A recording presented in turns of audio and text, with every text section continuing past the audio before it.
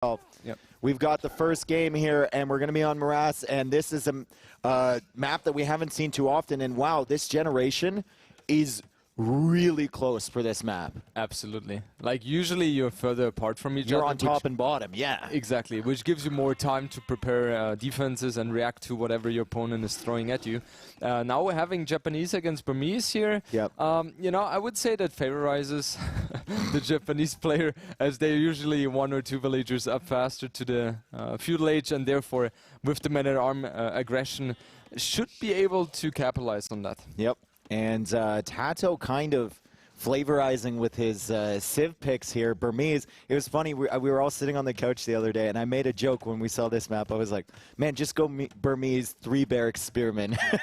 3-bear against beggars, yeah. And just, you got that extra attack, like just toss them in there, right? You can kill villagers with that, because you get the plus attack as we bring up. Maybe some people not familiar with Burmese, we don't see them as often. They get +1, 2, and 3 attack on their infantry and feudal castle Imperial Age. Monastery texts are cheaper. Relics are visible, which could be useful for TaToH scouting those out. But usually all of the aggression is on the center area here, and we see the Japanese are going to aid Hera in that. They have the faster attacking infantry. Their mills and their lumber camps are only 50 wood, so Hera can keep replacing mills as he goes, and that's going to be really, really valuable for him. Exactly, and as we see on this map in the middle, there's a lot of shorefish, right? And you know, you need to expand rather fast as well, because the shorefish is just taken so quickly by the villagers, and therefore having the reduced cost here is really, really handy for sure. And TaToH building a barrack here, going up to feudal age now. However, on the other side, we see that Hera, he is super quick, 16 villager uptime. That's like, usually the very fast ones go up with 17 villagers. He even goes for 16.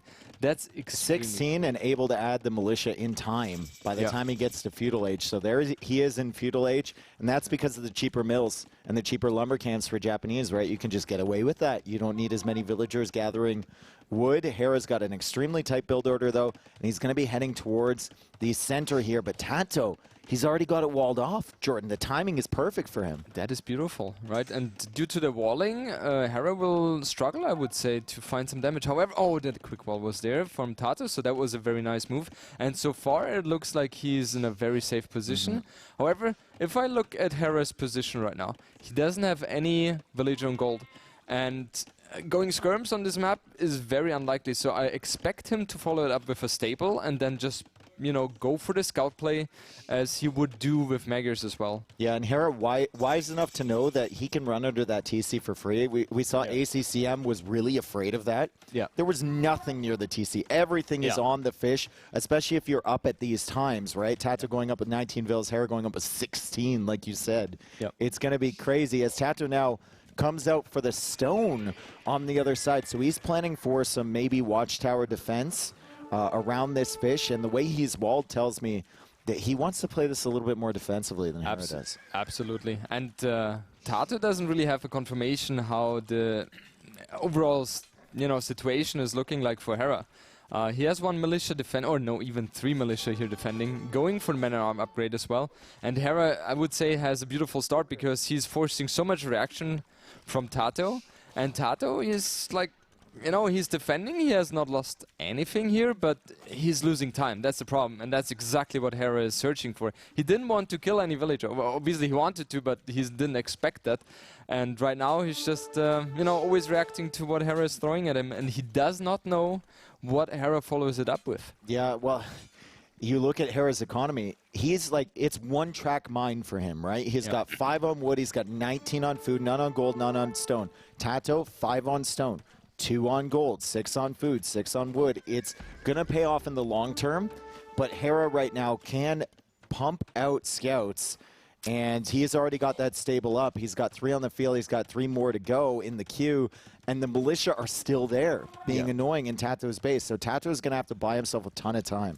Absolutely, and you can see with Hera, he is already expanding so much on the shorefish, and the 3 men-at-arms, they're not going to be able to deal too much damage. Obviously, they still have a good fight against those 3 scouts and 2 militia, but Hera, he's smart enough to not really engage in it.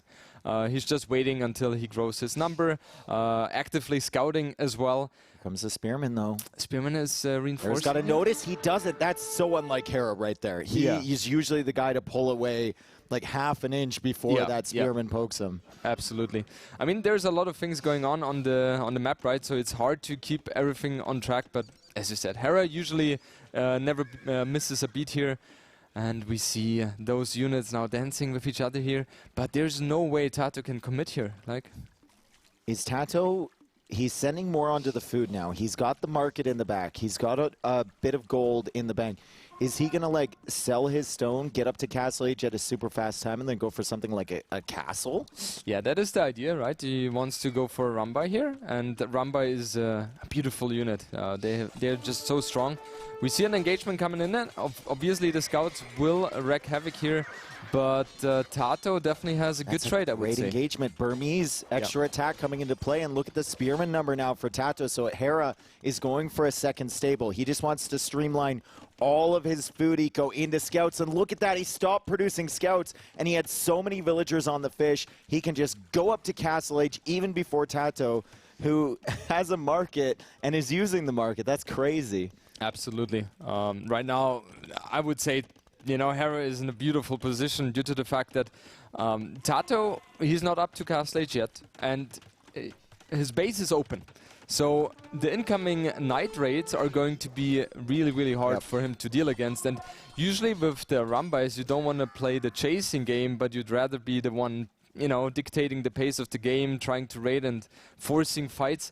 But with the setup Hera went for, it doesn't look like TaToH will get this dream scenario.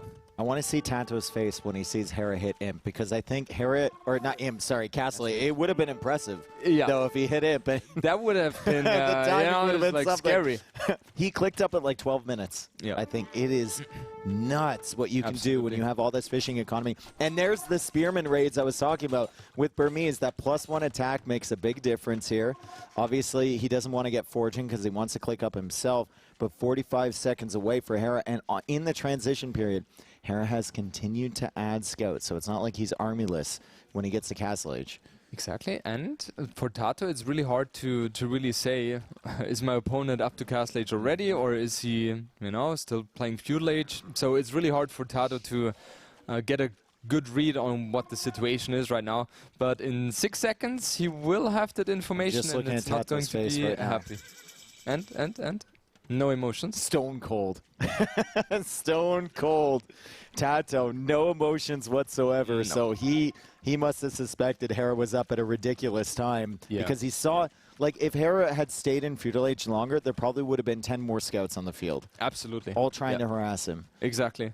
So yeah, Lightcav upgrade incoming. Bloodlines has finished here as well. And Dave, we know exactly what Hera is capable of with those Lightcav. They are going to be annoying the entire game, and TaToH will get a headache most likely from chasing those. And now also Monastery incoming as well, and the Shorefish right now is defended by the Spearman, but there are Knights incoming, and it will become very, very tough for TaToH to defend here. Gotta watch out for those Lightcav too. Like, your Palisade walls aren't going to be enough after a certain amount of time, especially once the upgrades come in from Hera. Forging already in, like you said. And is there a hole? There's a hole into the wood line. Is there? There's a hole into the wood line from TaToH, and those are Lightcav in there with bloodlines, with forging. TaToH's going to use that tower and hop out the other side, but he will lose villagers on the way, and he has to send a Spearman all the way back. Oh, and this is such a bad scenario. You know, I was looking at it as well, and I was sure there was no gap, because like the graphics didn't really indicate that. But now with TaToH losing villages on the wood line, losing villages at the Shorefish, he's down to 31 villages. This is just such a bad position for him to be in. Now he reaches Castle Age, a castle will go down, but the question is, where does he want to place it? Ideally it's on the side of the Shorefish, but he doesn't have the space for it right now. I hear like someone taping something in the background, and I just keep imagining TaToH like trying to repair this situation, right? Like, is this enough? Is this enough tape? He's gonna get that castle up, it looks like, because Hera has used the faith on his conversion, as we see the live tape cam going on. That is TaToH desperately trying to repair this strategy that he came up with here. He still has Spearman in the front.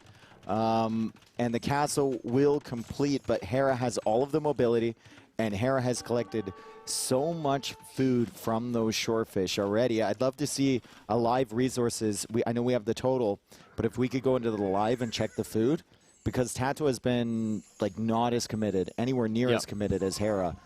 Big difference. Wow, yeah, that's such a huge difference. I mean, TaToH obviously, as he went for the run-by strategy, has gathered way more stone than Hera.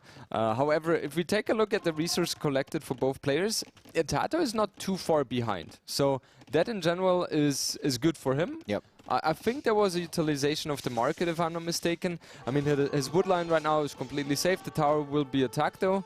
And... Hi, Mom. Hey, Mommy. What up? And yeah, the light caps just being annoying. I mean, the castle, you know, you have to respect that one. But I love what Hera is doing here. It's just like so active with his units. Yep. And it's kind of like predicted. TaToH is just, it's so hard to defend with those Arambais now. Another big donation coming in. Thank you guys. All donations go towards Surprise Bowl. Frax, thank you, dude. Or Frack, I don't know if I said your name correctly. That's something that I mess up all the time, of course. We'll leave that to someone who can pronounce things better, like Jordan. Yeah, I think I'm known to be the worst pronunciation of the names. Pronunciation. Is that? It was only first game of the set, and he's already made up a new word. We love it. It's like Dave, every time he's casting with me. Like, your ear is so big, he's always waiting. When is the next new word coming from Jordan? Liereyy are here from TaToH, but I think Hera, he knows eventually that fish is going to run out, right? Yeah. I can't get away with the all-in now that the castle is there. I'm just going to expand my eco. There's plenty of other food available on this map, although we don't see it very often because it's very rare for the game to go over 20 minutes here. Yep. But there's fish like everywhere. There's hunt everywhere. If Hera wants to expand and just kind of try and grow this eco where he's already ahead and outlive the Arambai pressure as he loses 4 villagers now to these things, you can see how deadly they are. TaToH doesn't go for that one, which is fascinating. He can just spread all over the place, and TaToH's going to have trouble finding those areas. Yeah. Also, worth to mention, Hera, he loves his monks. Absolutely. I mean, the way he is capable of making them work is just outstanding. And now he has monks in the front, monks in the back for the defense. And Arambai, oh, he even gets 2 conversion. That's so bad for TaToH right now. And he's forced to move those villagers from the gold line. Yep. And those monks, you know, they're healing, they are converting, and they just pose such a big threat here to TaToH. And TaToH, I feel like, is kind of pulled apart. Look at the overall population, 80 pop for Hera, and only almost a half for TaToH. And TaToH's whole thing is like, once I mass this unit, I'm going to have a death ball. You're not going to be able to stop me. But he only has 1 castle to produce. He's not on stone for another castle. Hera's trying to quick wall in that villager. She's going to survive. He made the gate to prevent the Arambai from going in towards his monks, and he's still running. And now he's got the faith again to convert. Disgusting. Insane. Also, Sanctity incoming as well, 20 seconds away from that, and that just gives your monks 50% more HP, which is so helpful. And in the meanwhile, while Hera has added 2 and the second and the third TC, TaToH right now playing 1 TC all in, and second. Okay, he has the second one. Thank you, Vodka. So yeah, overall, what my point is, Dave, Hera's economy is just looking stronger. Yep, in every sense. TaToH, not, like I said, not even on stone. So if he was on stone, maybe you could go for another castle drop, keep producing the Arambai, but he's constantly running away. And if Hera converts villagers, that's like a 2 villager swing back. So that's awful. TaToH needs to either delete or let those go another way. And it looks like he's moving more towards the middle. It's fascinating. Hera was on the middle hardcore only at the beginning of the game, and now he's forced TaToH to come to the middle as he pulls away. Ooh, that could be the last fight here for those monks. He actually gets a decent engagement there against the monks, and the monks will go down. The Arambai doing okay against the light cav. I'm actually surprised by the fact that they're hiding. Oh no, TaToH, unless he hits the idle villager key, it's like impossible to see that. Yeah, there's just no chance. Like, he only has 4 in wood right now, according to that stat. But yeah, the engagement was incredibly good for TaToH, because I think he didn't get any Arambai converted and killed like 5-6 monks there. So that was obviously a good trade. But yeah, Hera is just super annoying with those light cav, pulling TaToH apart completely. And TaToH doesn't really know where he should focus right now. Fourth TC from Hera, and I don't think we see a single farm this game. Is there anything in Hera's? Maybe there's some in Hera's eco. He does love put. Oh, he ruined everything, Jordan. He ruined it. He's Japanese. Oh, there's more farms over there, bro. You're Japanese. Go mill something. Yeah. Like, there's so much shorefish on the south of this map, right? And he must have scouted that. That's like the most important thing to scout on this map. You want the extra shorefish. Okay, Arambai against the light cav. It's funny, they hit all the shots against the monks, and then they didn't hit any shots there, but these light cav are going to be hitting shots against the Villes. As TaToH tries to go on stone again, it's wide open, and TaToH, I think it's time to maybe consider tapping out of this one and think about the next game, because 80 villagers for Hera, 47 for TaToH. Arambai count is not rising. Exactly. He puts everything into bloodlines. Yeah, exactly. And the army population as well, Hera is ahead there, and he has, how many monks does he have on the field? 4 right now. They're all put offensively. Yep. And now the TC even gets a kill as well against Arambai.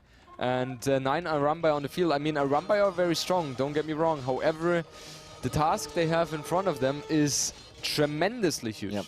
Arambai strong, don't get me wrong. The road ahead is long. What else do you have? Well, I can't write a song. That was good. I just, you know, we really get along. I'm so bad in English with that. In German it's okay, but English no chance. Yeah. Like, there's no chance. There's a castle from Hera. Mm-hmm. Yep, this is... looking rough, right, Dave? Yeah. Mm. I don't want to be that guy, but I'm struggling. The thing is, I'm struggling to find a comeback mechanic here for and that's something you taught me once, right? When you were casting, like, always try to figure out the comeback mechanic. Yeah.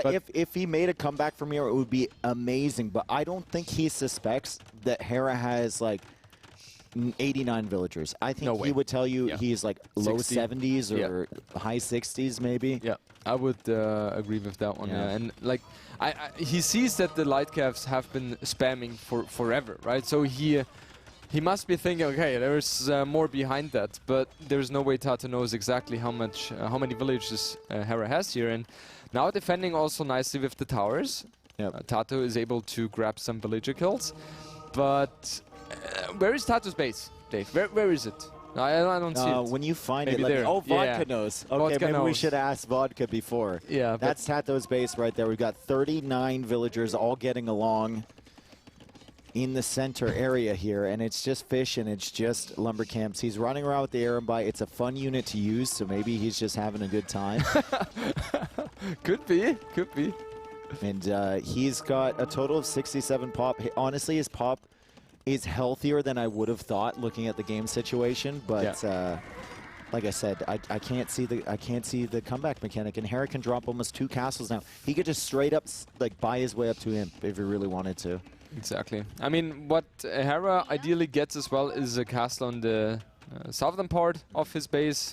Best way would be on the shorefish there, and then he's like completely secured. And even guard tower coming in. He buys his way up to guard tower. Yeah. Interesting. Yeah. Of course, he has ballistics, he has Bodkinero, and he has the tech from the Japanese, which will give him the extra arrows on his towers. I can't forget that Yasama. Yasama. Yasama, that's right. Not Yasama, Yasama. Yeah. Now I finally told you how to pronounce things correctly. Give me some of that pronunciation. That'd be perfect. Yeah, and now the Arambai. I mean, it's kind of the same game here. Like, Arambai are desperately trying to find kills here. They're capable of doing that, but it's like, oh yeah, it's just. Hey, another TC from TaToH. Let's go on another the shorefish. TC on the shorefish. Yeah, 5. Goes for his first farm of the game. There's the castle from Hera. He can buy another one if he wants to. 112 villagers in the castle age here from Hera as he buys food for what exactly? I have no idea. He buys food for more villagers. More villagers? Buys more food for more villagers. And wheelbarrow. Okay. Dave, important. what are the chances that this castle himself gets denied by the fiercer Rambai and then TaToH makes a comeback here? It's a hot. It is the hottest 0% of all. Okay, awesome. Oh, unless they hit every shot on the... No, if you're TaToH, you go for that, bro. Like, you need that. You know what I mean? Like, you need that. He just presented you with a situation that maybe you could get a hype play, and instead he calls the GG. Oh, man. Right? We would have loved to see that engagement, right? Yeah. And now we don't get to see anything, but just the GG. Yeah. That's unfortunate, but... You know, TaToH obviously realized the situation he is in, and yeah, there was just nothing going for him. Like, from the beginning, where Hera was just able to up so fast with the 16 villagers, and then faking the man-at-arm play with 2 militia, you know, and transitioned into the scout play, and TaToH never really got a grasp of what Hera is really going for, and he was always like, I would even say 2 steps behind, because, you know, Hera was just so clean with his build right now. I think that, like, TaToH had an interesting idea coming in, right? Really interesting idea, but Hera just played to the strengths of that map so well. And the strengths of his civilization. He can get away with that 16 villager uptime. He sends everything to food. He reads the fact that TaToH, I think he scouted the fact TaToH went out to the gold and the stone. And he was kind of like, right away. TaToH's not going for heavy military pressure. I don't need to make scouts. I just need to delay the initial army. And then I go up, and then I make scouts. And I'm being very annoying with them at the back. Obviously, the hole didn't help TaToH, but I think he was, by that point, he was already too far behind. I think so as well. Yeah, it's just perfect anticipation by Hera. He uses the scouting information he got and made the best out of it, and that's exactly what we saw.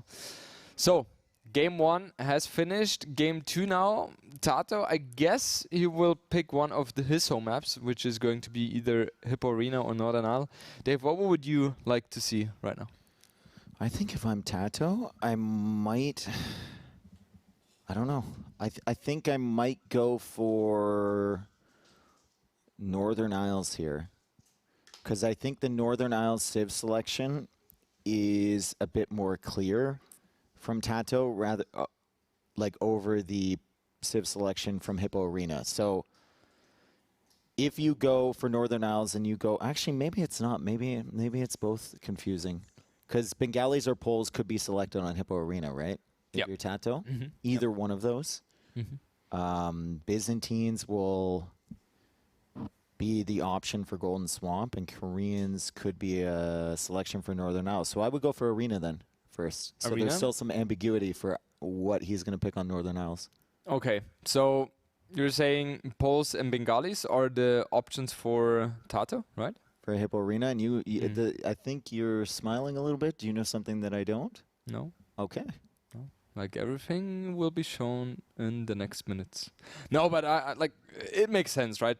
Persian's not going to be a thing here. What are Persians even drafted for? Just Golden Swamp? Yeah, Golden Swamp. You draft them first? You think they're that strong? I think they're extremely strong in Golden Swamp, right? Because you can go up with 17 villagers, 2 fishing boats, and one scout.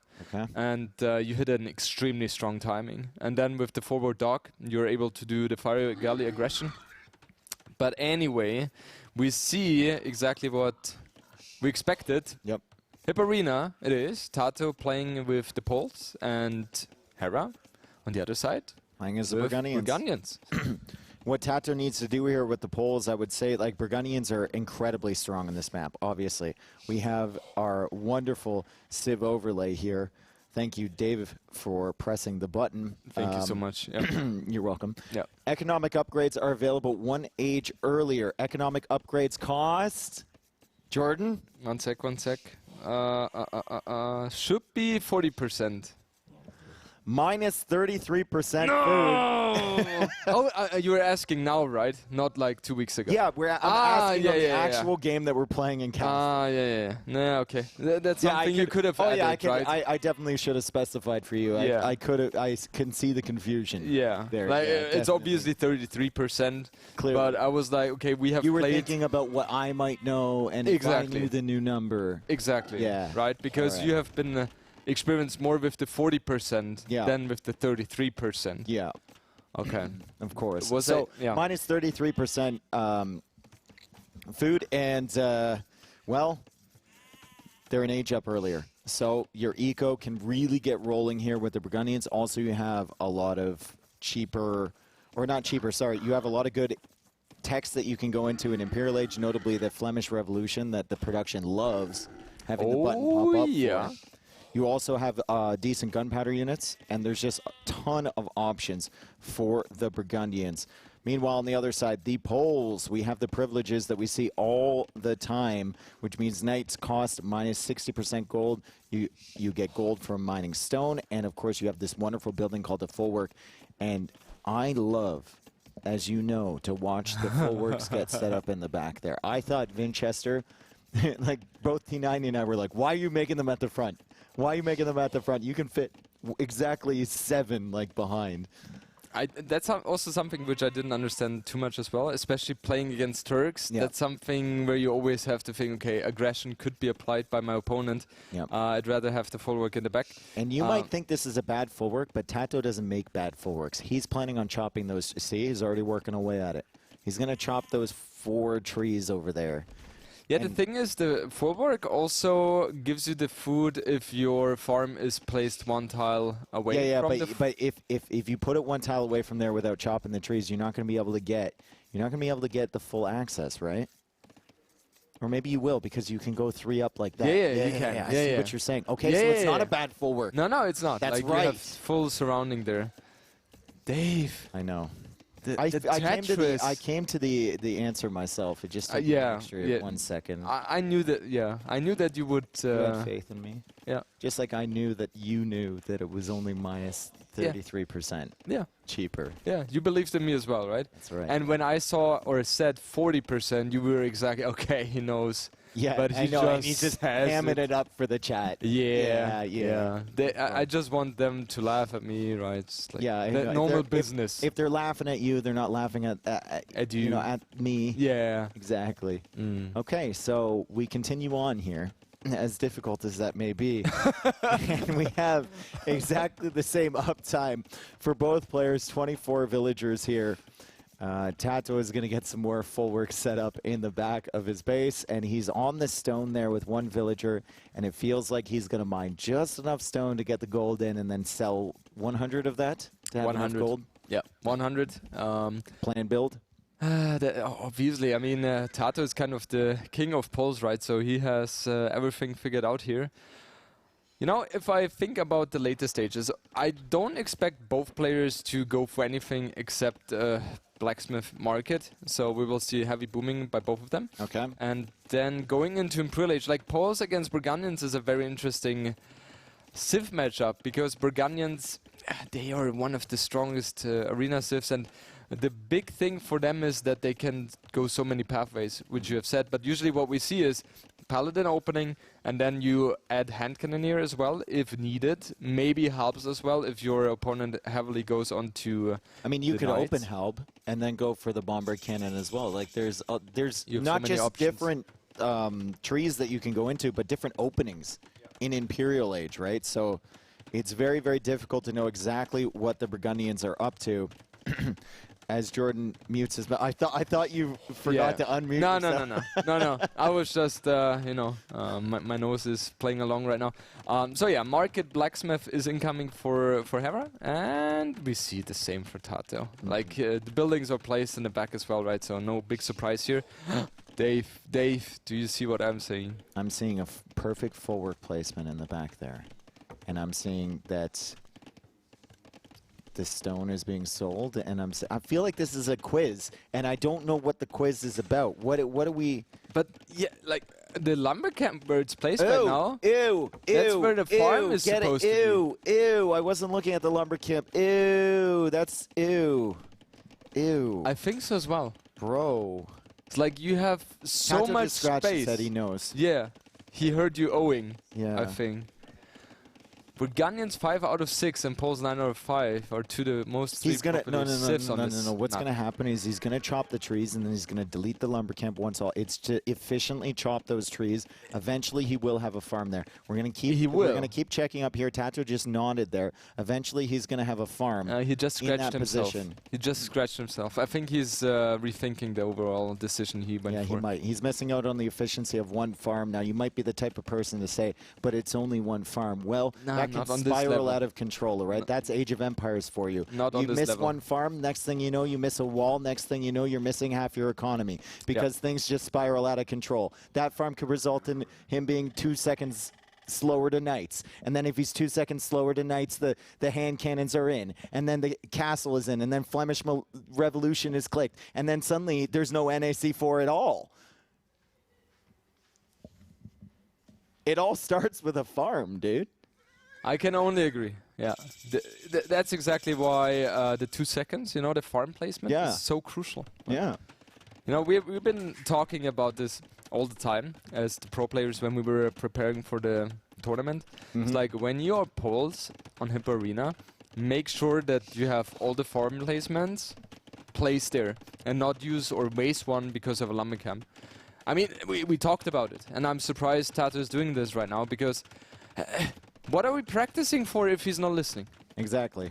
He does have enough. Is there enough space for another one back there? I think there might be. Where exactly? Yeah, in between the full and the TC. Yeah, he's probably planned it out. I think so. Yeah, it looks to me it'll nestle in there real perfect. Okay, so what's like a 9-tile what's the opening here?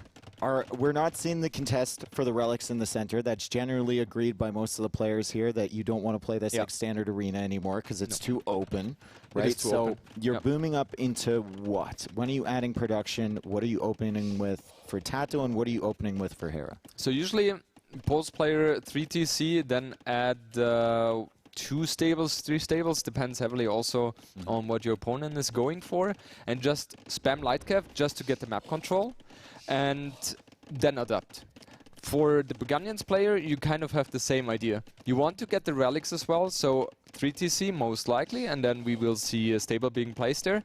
I would, with Burgundians, play 2-3 lightcap and then follow it up with knights, because that's something you want to attack into anyway, so that makes sense.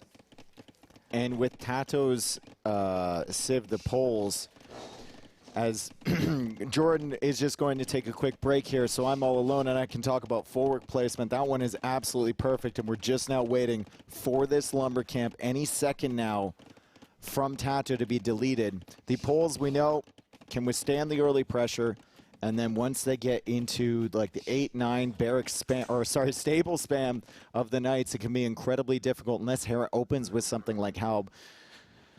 It's going to be difficult. Also, Poles, they have the option to open Arbalest. They have the option to go for Obuk. They have a very wide variety in their tech tree. Welcome back, Jordan. I'm so sorry. As the monastery is now added in, so TaToH goes 3 town centers, adds in the monastery. He's going to start thinking about grabbing those relics. Yeah. You know, it's like with Poles, you have such a clean build in general, and usually you are further ahead in terms of the food income. So that's something you can invest into the light cap just to grant yourself the map control, and that's exactly what we see TaToH doing. Hera on the other side, if I'm not mistaken, I also saw a barrack built by him, so we will see stables coming very soon as well. Indeed, that's what we're seeing. And I heard yesterday that you don't know most of the time the buildings when they are being built. Dave. No, I do. Oh, you do? I do. It was my I don't want to throw anyone under the bus, but must have been T90 then. Yeah, the name rhymes with Beery, and he had some trouble. You know, he needs glasses. I think his glasses broke before the tournament, so he's been having trouble seeing. Yeah. Speaking of seeing, let's see if the lumber camp is still there as the scout chases away the other scout. Lumber camp is there, and the area is clear. And TaToH was just ready to place a farm on that full work. He's going to be so happy when that finally gets sorted. He still has the space near the berries, so it's not optimal for him to delete that just yet. Absolutely. So far, Dave, as you're Tetris expert, if you would value or have to rate the placements of the fallworks for TaToH so far. Oh, that's a nice snipe.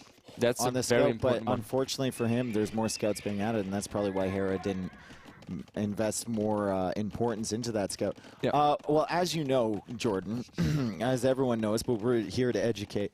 A 4-bar in Tetris is a full Tetris, right? And that's worth a lot more points than a 3, or than a 2, or than a 1. Okay. Actually, so it's actually better to clear a 1 than it is to clear a 3, right? Because then you're running out of lines before the speed gets better, as we see the food shifting back and forth here. So I would rate TaToH's Tetrises so far kind of medium, but the thing is he hasn't wasted any bars. He still has the option to place the farm down near the full work. He still has the option to place the farm where the berries are. Yeah. And he's set himself up. He's got a nice little deep well there that he can set that 4-piece long bar in and get the highest score. So he's doing a fantastic job. Also, the outpost being set up everywhere, in addition to the scouts, is crazy. I love it. I mean, this map is so huge, right? And it's very hard to get all the vision with units only. Like, you have to spread them out all the time, and usually you want to fight with those. So having the outpost as an extra addition to your game plan is lovely. And TaToH does a very interesting thing. He obviously knows he's up to against Burgundians, and you know, having like the Cav fight against Burgundians is not ideal because they have Cav in Castle Age. They have very cheap upgrade for the Paladin and Imperial Age right away. So that's really, really helpful. And Poles usually cannot really compete against that. And that's exactly why we see the transition to the Pikeman now. Light Cav upgrade incoming as well. TaToH is throwing out everything in Castle Age, and he wants the map control here. He tried to come forward for a castle, but Hera's being incredibly active. Fortunately, because of the Light Cav and the outpost, TaToH can track this, right? So he's not surprised about Hera out here, and Hera has no potential to deny that castle. Now TaToH's being a little bit more safe. He's coming out with the pikemen here to support his villagers. However, he is losing both monks here to Hera. Oh, this is not a healthy position to be in, because Hera gets the full scouting information. He knows what's going to come most likely. I mean, he obviously knows what's going to come as he sees TaToH streaming units over to his base here, and we see the castle placement foundation. I do like the pikemen, though. I do like the pikemen from TaToH, but I also like the light cav spam here and the knights being added in from Hera, because it's almost enough to engage against this initial round of pikemen, and there's not that many villagers forward here. Absolutely, and if we see or take a look at the overall village account, TaToH has a huge lead here, and the monk is going to be able to convert a pikeman here, and the villagers are completely undefended. This is such a disastrous position. There is more pikemen coming over. You can see 14 total pikemen on the field. The Polish villagers aren't going to be able to out-heal this. They've got some friends on the way, but Hera's keeping all of his weak light cav alive, and he's going to engage against the villagers on that side too. Hera's just delaying this for as long as possible until he's up to Imperial Age. He's done a good job. TaToH will get this castle up, but it's not the timing he was looking for. No, absolutely not. He also lost a lot of villagers here. I mean, that's the game plan of TaToH. He knows that he should have the economy lead, and with that castle placement going up there, he is in a very good position, because space is everything on this map, and if you're able to pin down your opponent to his own base, he will not have the breathing room anymore to fight back here, and that's exactly what TaToH is going for. However, on the other side, we see Hera. He has clicked up to Imperial Age. And he's got 1,100 food. Well, he loves Hussars, I heard, right? Yeah. He can also get Cavalier, as that's a nice stone wall there from TaToH, keeping his villager safe. He can also get Cavalier and Castle Age and then be ready to immediately click Paladin if he thinks TaToH isn't that far behind. The problem with that approach is that all of those pikemen, if TaToH is like less than 2 minutes behind you, become Halberdier pretty quickly. Yeah. And your Paladin are now neutralized. You do fine against pikemen, but against Halberdier, it's a different story. Yeah. Great quick wall again. Luckily for Hera, Poles don't have access to Halberdiers, right? So here... True, actually, yeah. I'm getting the civs messed up. I'm still thinking about that. I'm still thinking about that full work, bro. Yeah. So that is good for Hera. No, and dude. He played... I think, but I'm pretty sure we will see the lumber camp deleted there. Yeah. And yeah, Monk getting a conversion here, that was a nice one for TaToH. But, you know, if you take a look at the stone count of Hera right now, he doesn't have enough for a castle, and he will not buy one, I'm pretty sure as well. So that means that the castle in the front is in a very good position, and I guess Hera will wait for chemistry to finish to get the bomber cannons out, but that's not really the position you want to be in as Hera, as you don't have the space, you don't have the time right now. Petard on the way here from TaToH, and he's already weakened that wall with the castle. He's also caught a glimpse of these villagers coming out to the north. The Privileges is in, and Imperial Age is only 20 seconds behind. He's going to be 10 seconds behind Hera to Imperial Age, and he's 15 villagers ahead of him as well, Jordan. The Pikes are doing the work. They're keeping the Light Cav at bay, and now the Knights are collapsing on these villagers, and the Knights are heading into Hera's base. TaToH also with a TC placement in the south. Obviously, Hera can't get to that TC in the north. We're seeing the villagers attempting to go there, and they will be stalled out. TaToH with complete map control here on Hippo Arena. Hera is stuck in his base, and if you're in Hera's position, you're like, what do I even do? It's just so tough. If we also take a look at the population, 160 for TaToH, 120 for Hera. He goes for the Cav upgrade right now, which TaToH is doing as well. Iron Casting incoming as well. Then last arm upgrade, Conscription for TaToH. On the other side, Halberdiers incoming for Hera as well. But, you know, it is very easy for TaToH to mix in Obuk as well. And Obuk would just shred everything Hera is attacking into right now. And we see the raids incoming as well from TaToH. TaToH is just playing phenomenal right now. Yep. Hera does indeed get Halberdier, and he's going to go Halbs to counter this. But TaToH, full map control in the front. We've got another TC. Hera is in the process of douching TaToH's TC down there. Of course, he doesn't know about it. He can suspect because there was a villager, and he sends some light cav over to try and raid that area, as Cavalier is coming in now from Hera too, and Hera goes for the castle to assault that and to secure a gold. Hera has survived for the time being.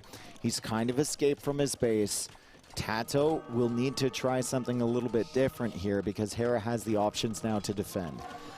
The interesting thing as well, if we take a look at the position, usually what Burgundians do is when they're pinned down like that, they're capable of hitting the button. Yep. And, you know, production loves the button, obviously. Everyone loves the production as well. Everyone loves production as the well, button. yeah. Yeah, there we go. They've been waiting for that. Yeah, but we see also the village account, and that one is just, you know, not looking too helpful for Hera right now. Okay, so Paladin on the way for Hera. It's 1 minute 50 seconds. It's a very long tech to get. He still needs to build him up as well. He's only got 3 Cavalier on the field right now. He's got 41 Halbs in the queue. That's where all the food he was banking went towards. No TC on the outside, and now there's a castle coming down from TaToH, or he was thinking about placing a castle there. I wonder where that went off to. Where's he going to place the castle? Inside Hera's base? He had a foundation to the south. Where is it gone? I think he deleted it, but it's like usually you replace it immediately. Absolutely. I mean, he still I like that position, honestly. I did like that. Yeah, absolutely. There, oh, he puts it in the same spot. Okay. He does? Okay, now finally. Maybe he has waited to get a little bit more support from the cavalry to finally place it down, but he's even switching to the Arbalest as well, just to fight off against the Halberdiers. Like, in this game, TaToH is the one who's like 1-2 steps ahead, and that's exactly what is being indicated. Yep. However, Hera has done a phenomenal job getting a lot of army out, and therefore his population doesn't look too shabby now as well. So, and all of a sudden, from a 40 population discrepancy, we have gone, Dave is smiling, we have gone to 6 only. And then all of a sudden we have a game going here right now. Yeah, and all of a sudden we have Paladin, although there's only 5 of them on the field. Hera might want those resources back if he's not going to produce. He will kill the Trebs. The castle will go up from TaToH. TaToH feels like he needs a lot of techs here if he's going to make a switch into a different type of military. And there's Bodkin Arrow right there along with chemistry. So maybe thinking about the Arbalest approach for him. For sure. But he doesn't have the resources immediately in the bank, right? He kind of spent all his res on that initial army and doing all this initial damage to Hera, and now he's going to have to make a switch, and you can see him. He's already selling. He sold all of his stone, or 500 of his stone. He wants to get army out as soon as possible, and that's exactly why we see those trades here. We have 40 army for TaToH, 54 for Hera right now. You know, looking at the entire position, Hera is holding on, yes. However, the map presence, it's just not there for Hera. And TaToH, you know, he has the full base. Why does Hera have a knight, a cavalier, and then paladin on the way? What? How does that He work? converted a knight from TaToH, and then he converted a cavalier, and then he's about to convert he's about to produce some paladin. Have you seen something like that I haven't before? seen I it. haven't. No, Yeah, no. me neither. That's and very interesting. The Hera is just, you know, surrendering, saying this Yep. is just too much for me. TaToH, you know, after I saw the initial blunder with the second lumber camp instead of We have to beautifully. take it. He might have put a farm there at the end of the day. Although we're already out of the game. Fuck, because like, oh my god. You know, no, we're not checking. We're not checking. You guys on the We full can check works. retroactively. Maybe Yeah. someone can examine the mini map. Yeah, yeah. Oh boy, that. but you know, TaToH just with poles, it's just very, very scary. And I feel like Hera was very confident going into this map, saying, "Okay, I know you're going to pick the poles. I don't worry. I have Burgundians, and I will try to compete here." But it just didn't look good for him at all. And TaToH is just in a dream position with the poles there, winning the second game. And now we are tied up 1-1, and we have Northern Isle, Arabia, and Golden Swamp. And Hera now with Arabia and Golden Swamp, two of his very liked home maps. Yep. Which one is he going for? I guess Arabia, because that's his home ground, and usually TaToH is known to be very strong on hybrid maps, so Golden Swamp should be very good for him as well. So I expect Arabia as the And next map. if he goes Arabia, I think there's really only one civ available for him. I mean, he could go Magyars, but Magyars is kind of your secondary for Morass, right? So you're looking at Mongols as a civilization, or Yeah. potentially, like, you have Northern Isles to play. You have Golden Swamp to play. Yep. Vikings and Italians. Maybe you could play Mongols on Golden Swamp, but it's likely going to be either Vikings or Italians there. Probably Italians on Northern Isles, probably Vikings on Golden Swamp. And that leaves Mongols, Magyars. You got to go for the Mongols pick, I think. I think it's Mongols as well. I mean, Hera loves Magyars, Yep. right? So I would not be surprised to see him using that as well on Arabia, but I'm leaning toward Mongols. And then if we look at Golden Swamp, it has to be Vikings, I suppose, and Northern Isles should be Italians here for Hera. And on the other side, Arabia, I feel like it has to be Byzantines, no? For TaToH. Arabia. It has to be Byzantines. Nothing else makes sense here. Yeah, Persians not good there. He's drafting Persians for Golden Swamp. Koreans or Bengalis could be Northern Isles. I think Bengalis are definitely a better pick for Northern Isles than Byzantines. I'm not sure about Koreans. Maybe just a mix-up. And Byzantines for Arabia. Ooh. Byzantines aren't the worst matchup against Mongols, though, in if you get to Castle Age. Yeah, they have a lot of potential. Yep. Usually don't want to go into Imperial Age there against Mongols if it goes like, later stages of Imperial Age where gold is still accessible for the Mongol player. That can be nasty for Byzantines, but yeah, and anything else doesn't really make sense. I mean, TaToH is a very tricky player, right? Maybe that would be just crazy, but I'm throwing it out here. Mm-hmm. What do you think about TaToH saying, okay, you're expecting Persians from me on Golden Swamp. I will just throw it out as my first pick on Arabia. What is it? Like... that is even Persians too are much just for like, you. Yeah, maybe because Hera put Persians in like the F tier of his Arabia 1v1 Yeah, Civs tier list. TaToH's like, I'm going to show you. They're not F. They might be E. yeah. Like, Oh. yeah, I don't know what the plan is here. He could also, like... What are Persians known for? Persians are known for the douche. See? But like... Add it up together. You have to... You have to find the TC first, right? Which is, if you don't find it fast enough, it's not good. If the map's not good enough, it's not good. Hera's going to be pretty experienced. He'll know it's coming. He can attempt to deny it. What happens if he picks Persians on Arabia and TaToH expects Hera to expect him to go forward and he doesn't do it, and then all of a sudden Hera is confused? I don't think that amount of confusion is worth picking the Persians. How much is that amount of confusion going to buy you? Like half a villager worth of time, right? Like I'm going wild with my ideas. No, I appreciate it. I appreciate it. We got a think tank going on here, and it is Persians. Oh for no! I want and Vikings for Hera, and it's going to be Golden Swamp here. It's not going to be Arabia. So, Jordan, you think? You told me you think Persians are very, very strong here. We have not seen Persians once on Golden Swamp yet in the main event. Because they are always banned, right? It is most of the time the first pick, and people ban them because they're just so strong. I haven't seen that. People have been banning Persians? Yeah. Even the first day when we only had one ban? Yeah. Really? I even had Persians in my first pick on the first round. I guess I don't get enough time on the draft screens to notice that. Huh. Yeah. It's like, it can be super scary, right? Because they have such a strong build with the 9 villages. So why weren't they banned here then? Because TaToH, no. I don't know, maybe Hera thinks he is very confident against Persians. That's the only explanation for me, right? Okay. All right, well, we saw TaToH with the dock out first, and we are now in the bottom of the map, Jordan, so you can't hide yourself anywhere. Never mind. You can, production can hide us too. There we go. Fantastic stuff. And TaToH is going to be playing with the Persians here, and he's going to have a head start at the beginning. Hera with the Vikings, though, and we've seen what the Vikings can do. We've seen them on this map multiple times. Absolutely.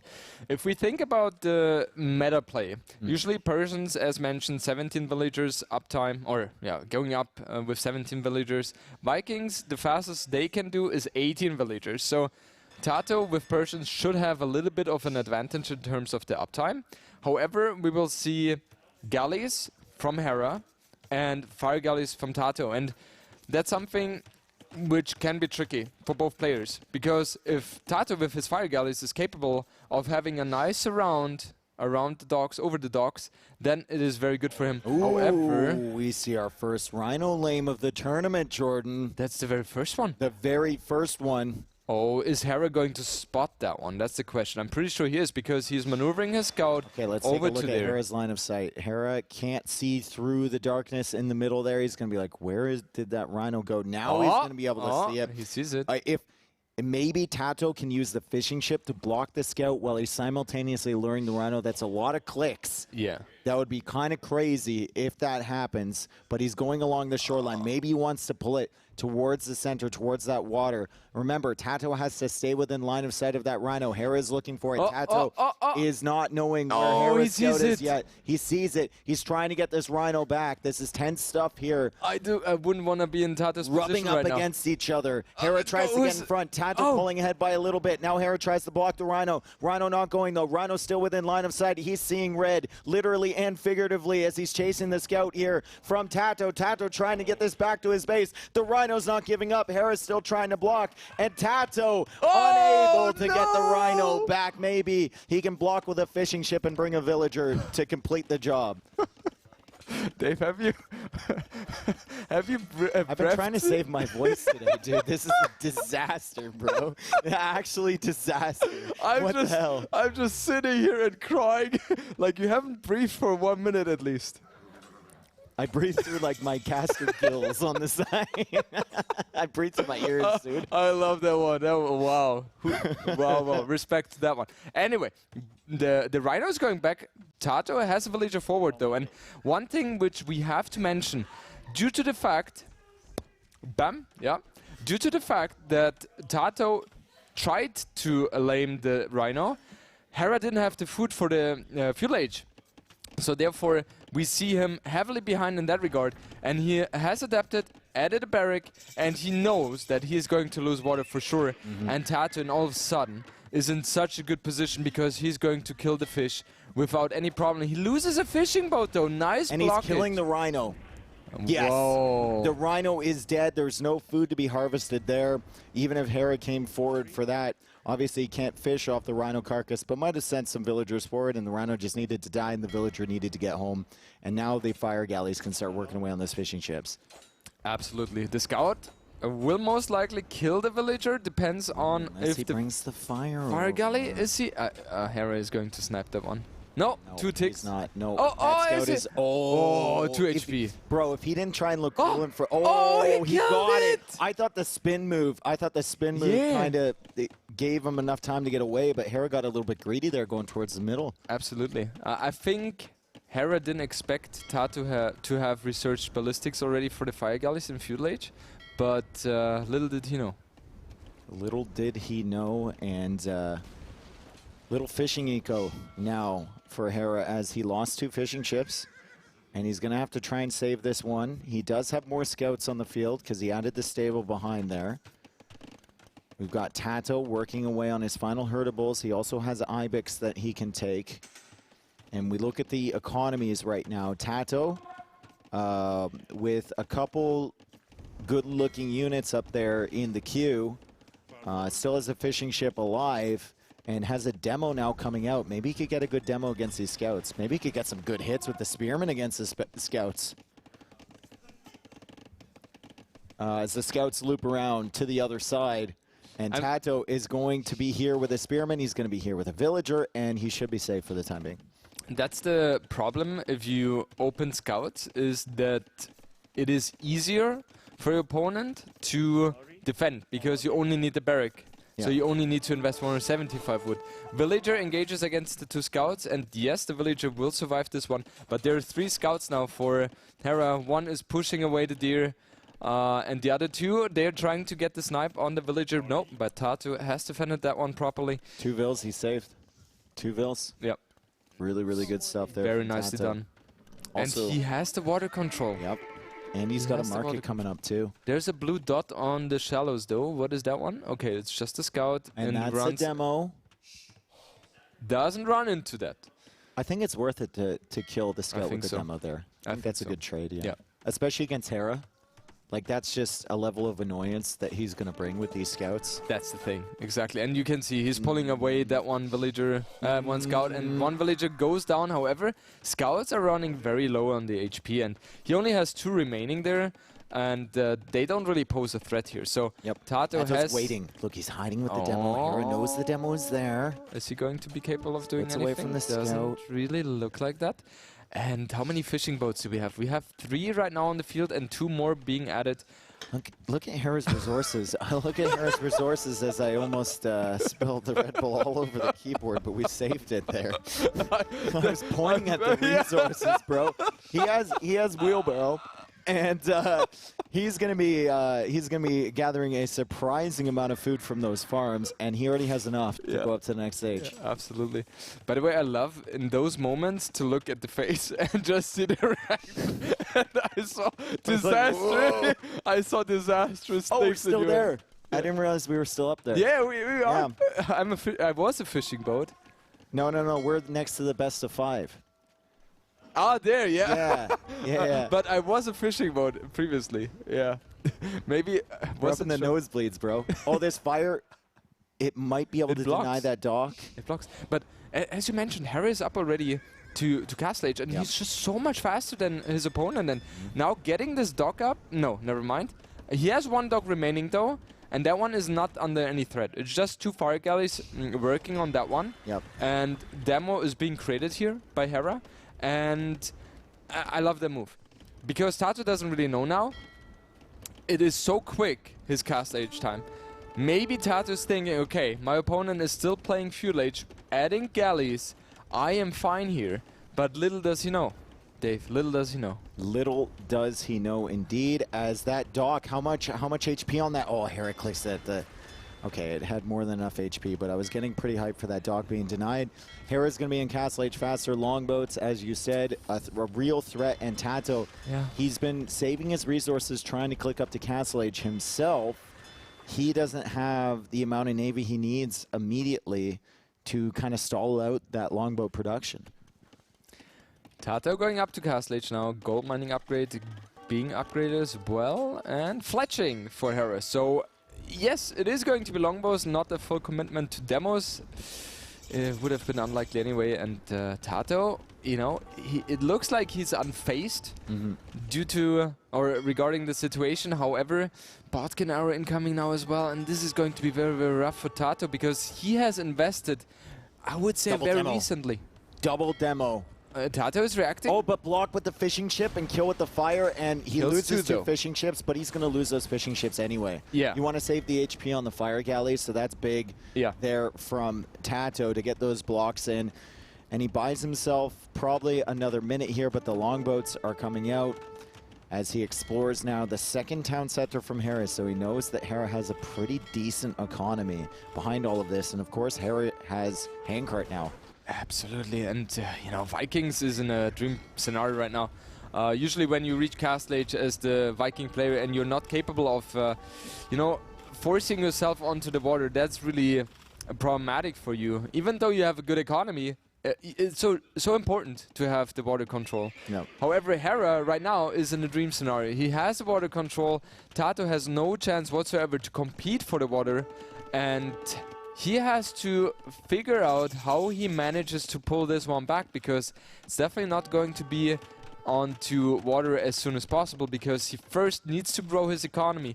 2 TCs have been added for him, and now he just has to play the defensive, boom up, get maybe a fourth TC out as well, and then think about how he wants to approach it. Because if he wants to go for faster Imperial Age timing and tries himself to go up to the water, it's going to be tough.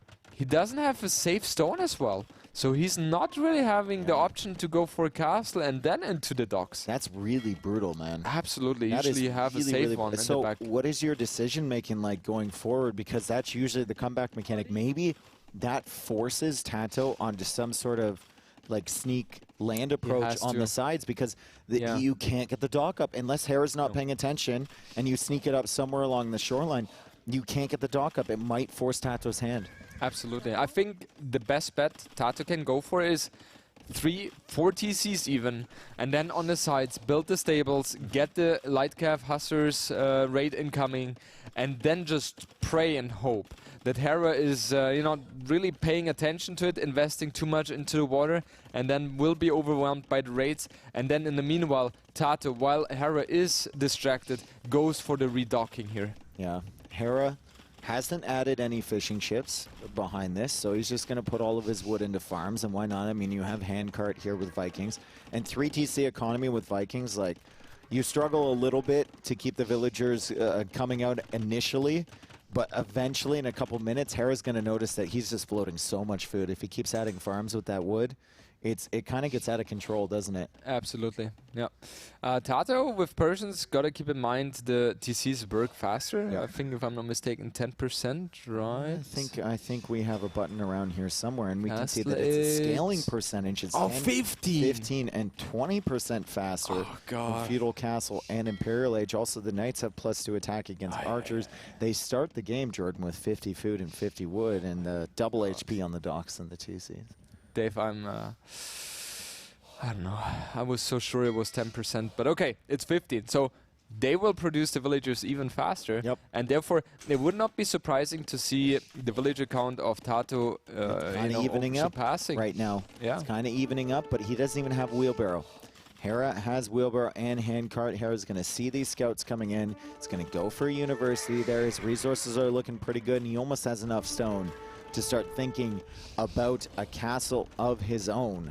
TaToH still does have a dock in the center if he wants to get his upgrades, or maybe think about coming back here, and it's kind of also open for him to sneak some stuff to that middle area, but it's a risk with the longboats. It is definitely a risk. Prowling around. However, Hera has not invested too much into the longbows, right? It's only 6 in total. And there we go. There's We see the light cav play from TaToH, and he doesn't want to have that in a privilege. He is forcing that in Castle Age, already making the upgrade. So he doesn't really care about a very fast uptime. He cares more about growing his economy further and adding pressure in Castle Age. And I personally think that is exactly the right move, because the Vikings player, if he's investing into getting his imp timing as soon as possible, he could be vulnerable during that phase while he's upping, and then TaToH could capitalize on that one. So let's see how that one works. And we also forgot to mention the Persian dock has so much HP. Yep. So it will take ages for Hera to kill those. So in theory, TaToH could make a hybrid play here with the light cav on the land with siege accompanied and fire galleys on the water. That would be the best play he can go for. And let's see what, we'll actually take a look at the POVs and see what Hera is focusing on here as, nope, we won't see what Hera is focusing on. We'll see what we are focusing on. Maybe TaToH, nope, none of that is happening. We are just staying on the observer point of view, Jordan. I appreciate the effort, though. Now with the villagers, maybe we had some technical issues on that one. The castle is there, and here we go. Thumbs up from production. Let's here go. is Hera. Hera's going to forward with a TC. He still doesn't see the stuff on the left, but he does see units streaming in 1 by 1, which generally indicates a stable. We'll see what his response is to that. Obviously, the quick wall's coming in. The castle is forward as he traps those, maybe. No, very, very close. But that last light cav will confirm to him that there is a forward there. Absolutely. And now the main question for me is, how is Hera going to respond? He doesn't have any stone, so it's not going to be a castle for sure. Ideally, okay, he goes up to Imperial Age, and that is the dangerous thing. Ideally, he wants to take into pikemen as well. Upon seeing the mangonel, I'm pretty sure that's exactly what he's going for. Adding 3-4 barracks, something like that, and just go crazy on the pikemen. That's what he needs to do. Ideally, he gets himself a castle as well. The great thing for Hera right now is he has a castle in the front. So he's going to be able to breach that position, breach the walls. at the same time. Exactly. Yep. And he will be able to get traps out, and he will be able to kill so much production, so much economy from TaToH. So this is definitely a good position for him. But now the next minutes are going to be vital for him because he needs to be able to defend without taking any damage. Yeah, it seems like he's going to be in a position to do so. Even though he's idled all of those farms, you can still see he still has 29 on food. Like, it's really respectable, right? If you're going to go into the barracks spamming. And you have the monastery behind, so you can kind of push the light cav away a little bit if you garrison or ungarrison from that TC. You got the longboats there. You've got a siege workshop of your own. And TaToH has to be worried not to overcommit here. If he overcommits here, he won't have anything in defense against the stuff that's forward, as the Berserk now makes its way menacingly towards those mangonels. And the Monk gets absolutely domed. Finally, Monk goes down, right? Hera has been able to jump back and forth all the time with the Monk, and it just has been super annoying. And, you know, we still don't see any pikeman upgrade, which is rather surprising to me. Mm-hmm. And he's buying stone, Yeah, so he's going to go for play. a castle to defend, and I think it's just a full Berserk play. Absolutely. He's already started adding in Berserk, so he's banking more towards Chieftains, potentially, as he lands a big shot. Yeah, and Hera has so many gold miners, 40 in total. Now TaToH has made the decision to jump onto the Mangle. He will obviously get him on, but he gets also the confirmation that his opponent... Gate, house, gate, house, hole. That's a good one. And Hera, well, he couldn't quite get the trap, but he's got more than enough to defend here. And Hera is now in Imperial Age. Hera has squires coming in. He's got the infantry armor coming in. And we look at TaToH. His resources are looking okay-ish, but he's still lacking for gold, and all that farming eco is exposed. He has so many farms back there, but Hera's about to waltz on in there, especially if he gets all of his Berserk techs. He's got that castle forward. Things are not looking good for TaToH. Absolutely. I mean, Hera is looking stellar in the defense here. The only option TaToH has is to push on the northern side where the castle cannot reach. However, we already see 10 Berserks on the field.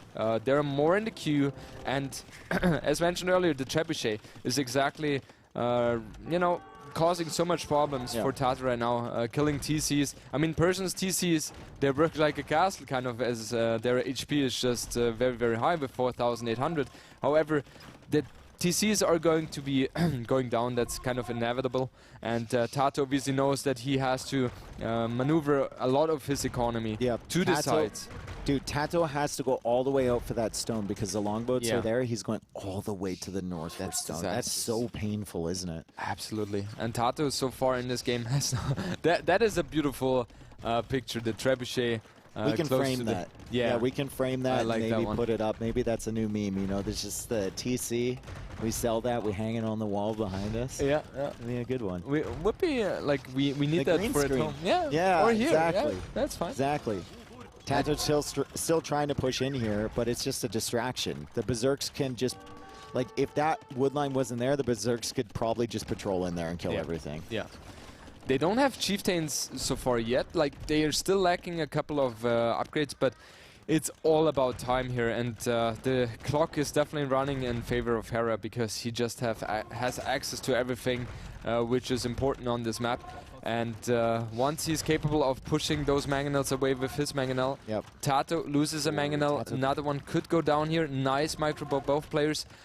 It feels like TaToH's not really able to keep the push going, and you know, he's running out of options and here. He has nothing here. He has absolutely nothing. He's put all of his effort forward. Hera will go for another castle.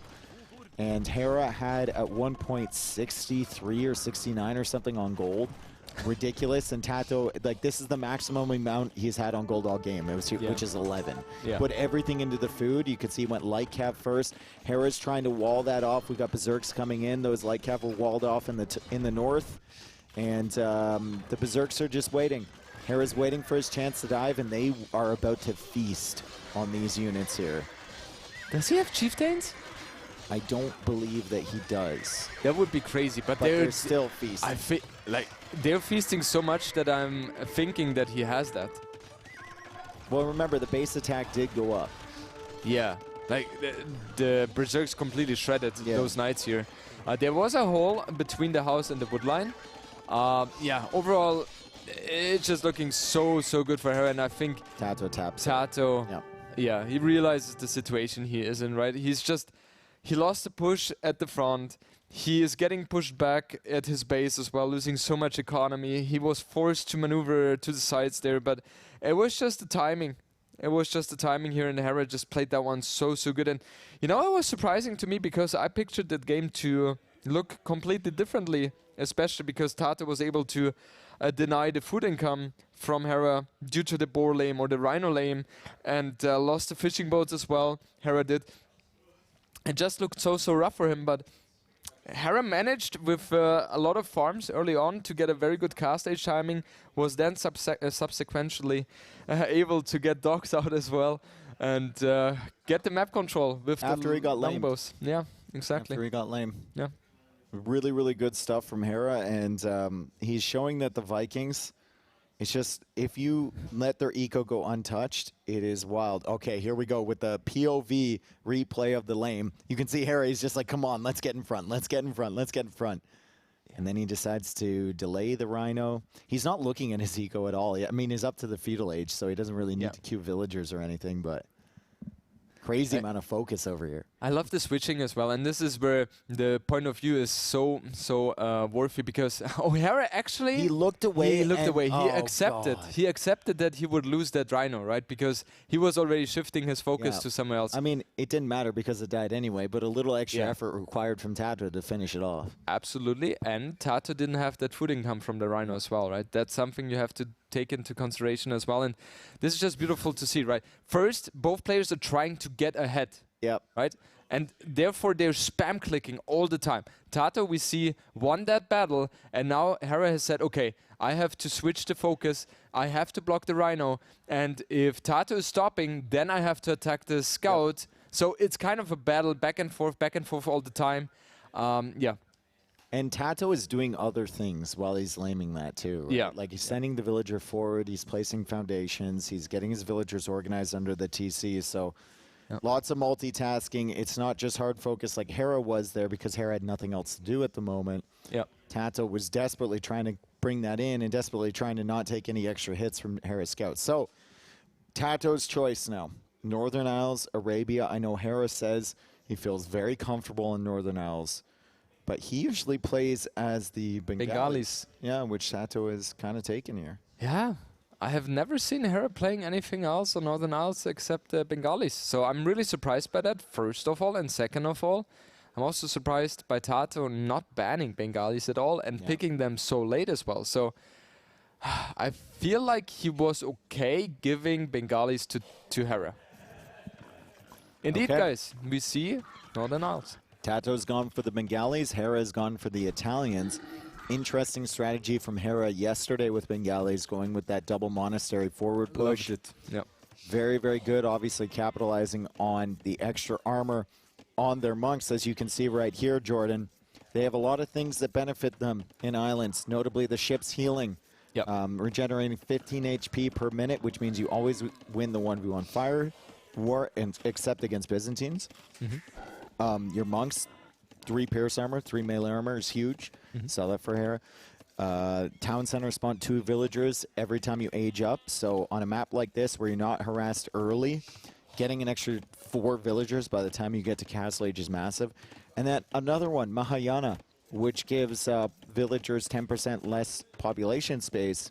That really came into play a couple times where you really needed that extra population to overwhelm the Viking ships. We like saw yesterday, yeah. Yeah, we saw that yesterday. And also with the 2 villagers extra upon reaching the next age and per TC in general on Northern Isles, we see 3 TCs in Castle Age. So until that point, until Imperial Age, just kind of save 500 food because you're generating 10 villages for free, which gives you a good boost in terms of the economy. And also, with the monks being stronger than with the other civilizations, you always have to keep that in mind if you're playing against the Bengalis, right? And we talked about it yesterday. It was such a phenomenal game. For me personally, it was the most exciting Northern Isle game which I've seen so far, because there was just so much action, and just seeing Hera doing that kind of aggression is lovely to see because he's just so fast.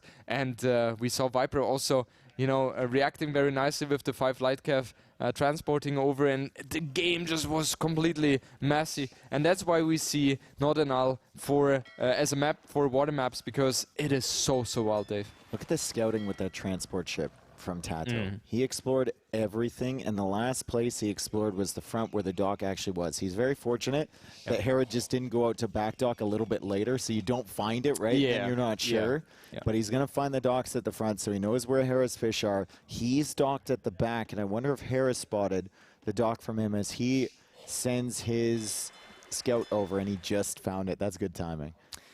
The thing is, Hera knows that TaToH has the Bengalis, and he knows where the dock is. It is in the back. So he will adapt accordingly.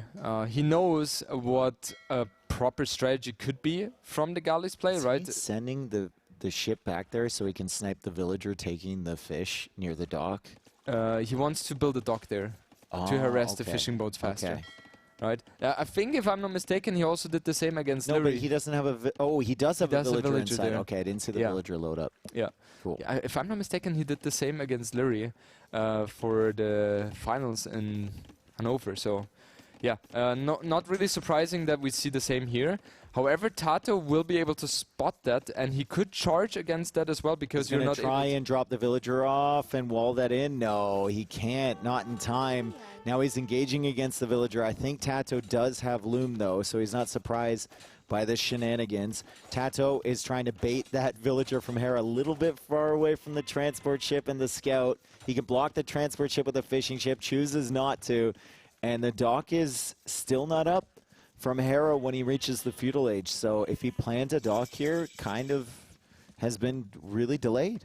Absolutely. And I'm surprised by the fact that Hera opted to go for the villager fight instead of building a dock here. So I'm surprised at him. But maybe it's mind games as well. Yeah. Maybe he wants TaToH to think that he will go for the aggression, and wants TaToH to overreact, because the fact that we see Hera building a second dock at home tells me that it's all fake aggression. Yeah.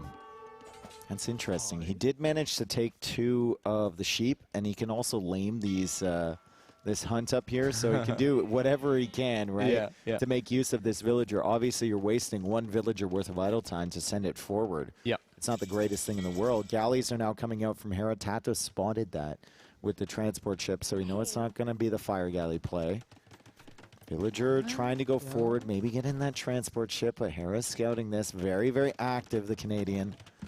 Hera has gotten that information, and he saw, okay, TaToH was having a villager in the front, and there are only two options which could be available here. First option, dog forward to get fire galleys out, to snipe or to contest the border. Second option, what Hera did yesterday, send villager over to Hera's island and go for the monk rush as well. So I love the outpost here. I love it as well. Yeah. It's so crucial to have that vision, right? Because with that extra vision on the sides, you kind of guarantee to have the perfect information what your opponent is going for onto your land, and we see that galley now, and that galley is going to be so annoying. Even what happened here? It felt like attacking. the galley was fishing ship block there from TaToH, and he's going to be able to stop that galley from going through. He's that was not. Close one. There is another galley from the other side, and Hera immediately turns around, and now the fire galley can't decide. Do I go this way? Do I go that way? Do I go this way? Do I go that way? Hera's back and forth with these galleys back here. Maybe we can get an idea of how active he's going to be. And you see Hera, he's just everywhere, right? He's got the galleys here. He's got the villagers now placing farms. He's microing his heart out. Scout is still engaging on the main island. And the fishing ships have been denied their food income as he turns back once again. Crazy. With that. He's so fast. I love to see those kind of things, right? Because you can see Hera is on 4 different spots at once, and the scout goes down because they had a scout fight previously, and if I'm not mistaken, TaToH won that one, but the scout was very low on HP, and Hera obviously, he reacted properly. He didn't run with the villager. He knew that the scout is low on HP, finishing it in the market after it killed the scout. And you know, if we look at the overall efficiency for the fishing boats, it was not too high for TaToH here. And Hera, in the meanwhile, has 3 fishing boats working on the other side all the time. However, TaToH reaching cast stage right now, and we see a forward dock by TaToH as well. So he will go for the fire galley play, and Hera could struggle against that. And he knows exactly where the docks are from Hera, so he can go straight towards that area. Hera's still being annoying. He's going to dip, duck, and dive around that fire galley and take out the remaining fish. And look at the HP on his galleys, right? Like, he's saved every single one of those. Also has a stable up there that we saw before. He's going for the scouts. He knows that it could be easy for TaToH to go into, like, monk defense on his home island, but the scouts are going to make that very difficult. Absolutely. And now with those outposts, we talked about that earlier, TaToH is able to react to those scouts without losing any villager so far. However, TaToH really struggles right now with the food income. He was waiting so long to get the war galley upgrade in order to, you know, contest the border in the front. But he manages to get that one, and now Hera has to think about how does he want to challenge that, because usually the galleys don't have any chance whatsoever. Usually what you do in those kind of scenarios is you get your own fire galleys out, because the feudal fire galley is not really struggling that much against the fire galley? Just no, fire ship. Oh god, I always... Fire ship. Well, you should know, because I call the fire galleys fire ships, right? Because, like, that's what they were for many years. It was just a fire ship. You go up to Castle Age, you get a fire ship. Yeah. It's confusing to you as well, right? Exactly. I'm confused as well, Dave. I'm just constantly confused. The older I get, the more questions I have, the less answers that I find. I was wondering what I was touching. We were touching feet underneath. I'm like, wow, that chair leg's awfully soft. And then it moved away. Oh God! Is there an English word for that? Because we have a German one which is called Fusseln. No, you play footsie with someone. Footsie, yeah. Yeah. That was my move when I was like a teenager, bro. I have a good story on that one as well, but maybe after tell notes today. Yeah, that one is a very good one. Anyway, back to the game. Was, by the way, a nice experience, Dave. So we have those 2 fire galleys pushing away the water from Hera, but he reinforces now, and now 12 galleys will be able to deal against that. No fletching though, so every hit only 1 damage, and that is very tough for Hera to micro. However, we know Hera has not the slowest APM, so we would see him fighting against that. Dao would be returning right now, but Hera is taking that fight. You're saying Dao would be on the main menu? Yeah. Yeah, okay. Yeah. I thought you were going to give him more benefit no. and say he would be returning to his base with his reinforcements, building up for an epic engagement in the late game where he's so strategically sound. No. Okay, well, no credit given to his teammate that is unfortunately not even here. The problem is Jordan has no chill now that he's no longer in contention here. That's the thing. I haven't checked Discord yet, but I know what is going to await me, so I have to shoot already. Okay, you have to preempt it. It's going to be a very nice and heartfelt message, but the problem is now that Doubts watch this, it's going to say edited on that message. I'm pretty sure there is, yeah. Both are incoming for TaToH. Dude. And a big demo. Yep. And could be coming as well. Hera's got to remember who he's playing against, as TaToH now shows his speed as he walls in that villager. Hera can't get, like, you can deal with the demos if they're coming at you from a long distance, but you can't get super close to those docks because TaToH will be looking for those demos. And against galleys, against longboats, it's very, very devastating. Hera's still 50 seconds away from Castle Age. TaToH, of course, with double TC, and he got 2 villagers for free from his TC when he advanced to Feudal Age and Castle, which means he's already ahead in villagers, and he has 2 fishing ships to boot. So his economy is looking fairly strong. He's killed the fishing ships from Hera. The problem for him right now is going to be this galley mass that can be upgraded. Absolutely. TaToH, he knows that he's not really going to be able to compete on water. Therefore, he's adding economy, has added the second TC already, has 2 fishing boats still alive, so they are gathering resources as well. And those galleys are actually blocking the fire galleys or fire ships. There's 3 demos here. Like, TaToH can bait this main group of galleys past his dock. As soon as Hera sees this flag, you gotta be very careful, my friend. TaToH can't on Garrison here because Hera's just too quick. He's gonna have to be, and Hera's trying to bait the demo out. You see, he's staying at like the minimum distance it will take for him. Never mind, Hera not baiting the demo and Hera coming right into the demo. What is going on, my dude? That was scary. I thought the damage would be so much bigger. I'm surprised by the fact that it was not that much. He just pulled away in time. He still lost some ships to that. Yeah. I was thinking he was going to sit there and wait for TaToH to eject, but maybe it didn't even cross his mind. Now he knows. Yeah. He knows that this is always a threat. I like what TaToH is doing. He knows, okay, he's not going to be able to compete against those massive galleys. Sends a few in the back just in case that the Italian player has added a backdock to get the fishing boats out. Remember, the fishing boats are a little bit cheaper for the Italian player. Also, the dock upgrades are 33% cheaper, not 50 like some people know. What is the exact number on the fishing ships there? 64 wood. 64 wood per fishing ship. Everyone knows you that, passed right? You passed the test there. Come on, it's like that's another How much day in the does a office. Scout cost? 60, 62, 64? 60, I'll go for 64. It's 68. That's why I never win with them. Yeah. I feel like I'm always lacking food, but I didn't understand why. I think it's 68 because I heard that from someone earlier. Otherwise, I wouldn't know. It's 68 food. Oh, confirmed. demos! Oh, demos, love it. Demos are coming in from Hera, and that was a better demo from Hera than the one from TaToH, as TaToH tried for a flank, but Hera was completely ready for it. Hera also has the Mangonel over there. He's got the Siege Workshop. TaToH has Redemption on the way for his monks, but Hera opened this off with some scouts. So the scouts have potential to come in there, get some snipes. I'd love to see Hera go for the light cav upgrade. If he knows he's going to be fighting against Bengali monks, it's incredibly tough to take them out with just scouts. Absolutely. Yeah. Redemption for TaToH is going to be a huge thing, though, because he saw the Siege Workshop, so he knows what is in play from Hera there.